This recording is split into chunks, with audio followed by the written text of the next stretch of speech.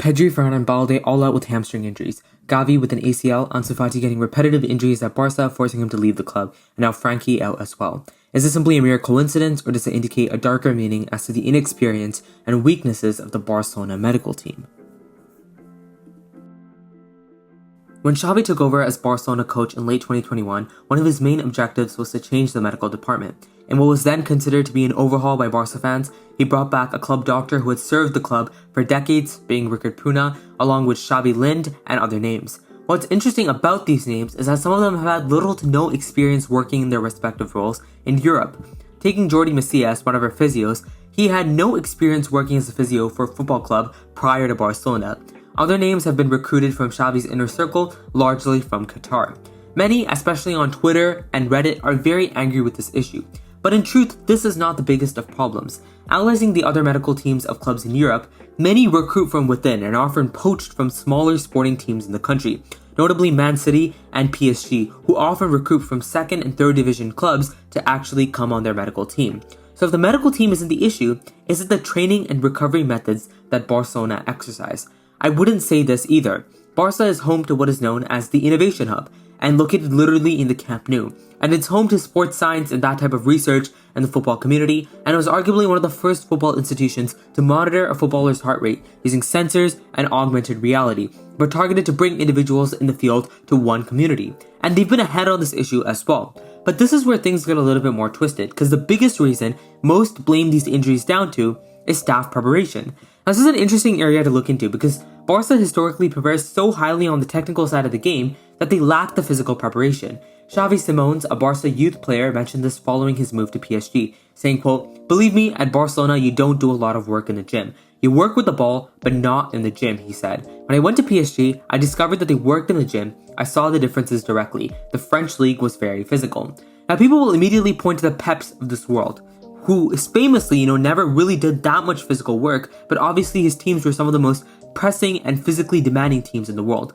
He famously made soda something that was banned and made sure that the entire team would be level-headed, so nothing fancy, and they had to eat lunch with the other players at the facilities as well. Now, Luis Enrique, when he came in 2014, did similar things in the training situation, and this created a work environment where there would be consequences to the actions of the players. People expecting that Barca team to be as built as Bayern are simply asking for something that doesn't make sense in this team. To play the quick-moving, but at the same time slow and patient football Barca fans demand, the emphasis on the technicalities must be there, and both Enrique and Pep brought that to the club. The difference between those teams and the ones that we've seen in recent years is the intensity. And Muller mentioned this in his post-match interview after Barca's exit in the UCL and Xavi's first season at the club. Quote, "Barca cannot cope with the intensity. Technically and tactically, they have it all, but at the highest level, they cannot match the intensity of the game." This was the problem. Valverde, who we are now, know as an incredible pressing coach, at Barca could not implement any of those ideas. Because we're talking about a team with an aging Suarez who did not have the legs, Messi, who would not at that stage of his career press, and other aging players as well, such as Jordi Alba and Gerard Piqué. With that structure in place, and the lack of discipline which just seeped through the entire team, the team just naturally struggled. Following that, we had Setien, who despite having great ideas tactically, just had absolutely no respect from anyone in the camp, and the team continued to struggle with their discipline. Now, Dembele's injury history is like the perfect representation of this, because as a player, he struggled to get his diet right for 2 to 3 years, then Xavi came in, gave him a strict plan to follow, and his injury history suddenly disappeared. This is not a coincidence, but it's a simple idea that Xavi went back to the principles he followed as a player and implemented them. Let's just remember what he said when he initially joined the club in 2021. Players must arrive 90 minutes before training starts. Staff must arrive 2 hours before training starts. Basic principles that Pep and Enrique actually discipline the players with. He also said that players must eat at the club's training ground, making sure that their diet would actually be good at the club. These things brought back the discipline that the team lacked for many years. So considering all of this, why are we having this problem again? If his training model is so good, what are the problems with Xavi and his medical team? The simple yet complicated answer to this question is the management of the squad.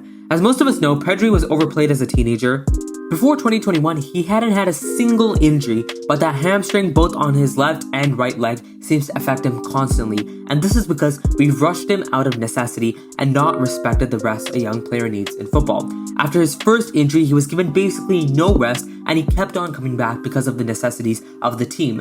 With Ansu Fati, we chose the wrong method, let me remind you, with a previous medical staff, not Xavi's, creating a situation where he seems to have a mental block before taking on a player or making any decisions. The situation with Ferran Torres and De Jong at this point is simply baffling. Ferran, who portrays the persona of someone who works out every living, breathing moment, suddenly gets injured, and Frankie, despite just recently coming off of an injury, just recently had the exact same situation. So considering all of this, the question all Barca fans seem to ask themselves is, what can we do about this situation to rectify the injuries?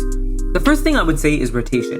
This is one of the main things the next coach must do. If we take Lewandowski, he seems dead in the later parts of many games, and despite being a talismanic figure up front, 15 to 20 minutes in most games must be provided to Marc Gu or Vitor Roque, who have both played with their limited game time and proven that they're solid options for the club.